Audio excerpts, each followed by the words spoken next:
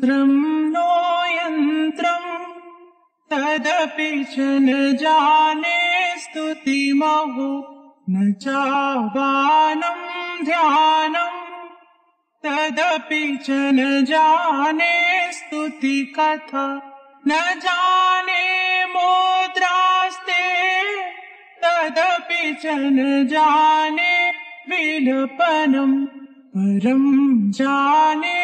माता स्तवदनुशरणं क्लेशहरणं विधिराज्ञानेन द्रविणविरहेणालसतया विधेयाशक्यत्वा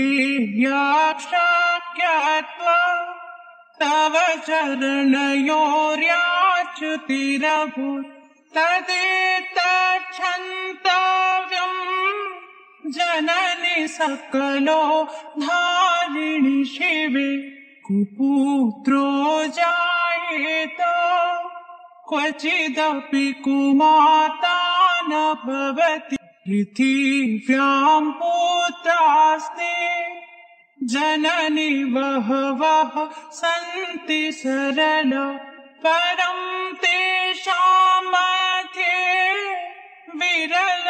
विरलतरलोऽहं तव सुत मदीयोऽयं त्यागः समुचितमिदं नो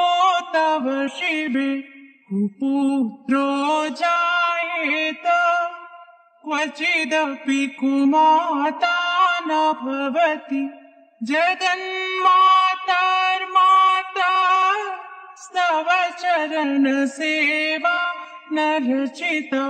न वाग्दत्तं देवी द्रविणमपि भूयास्तव मया तथापि त्वं स्नेहं मयि निरुपमं यत्पकुरुषे कुपुत्रो जायेत क्वचिदपि कुमाता न भवति परित्यक्ता देवा विविधविधसेवा कुलतया मया पञ्चाशीते रधिकमपनीते तु वयसि इदानीं चेन्माता स्तव यदि कृपा नापि भविता निरालम्बो दरजननिकं यामि शरणं स्वपाको जल्पाको भवति मधुपाको पमगिरा निरातङ्को रङ्को विहरति चिरं कोटिकनकै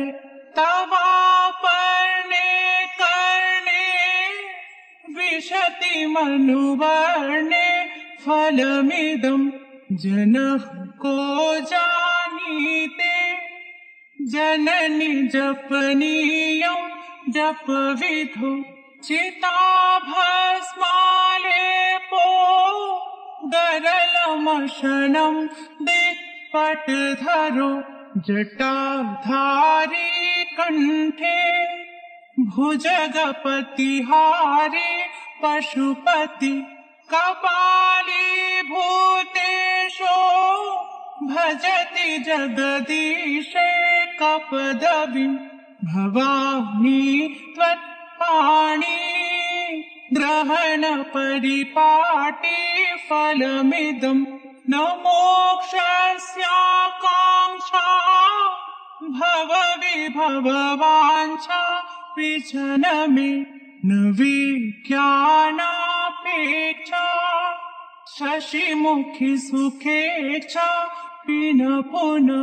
अतस्त्वां सन्याचे जननि जननं यातु मम वै मृडानि रुद्राणि शिव शिव भवानीति जपत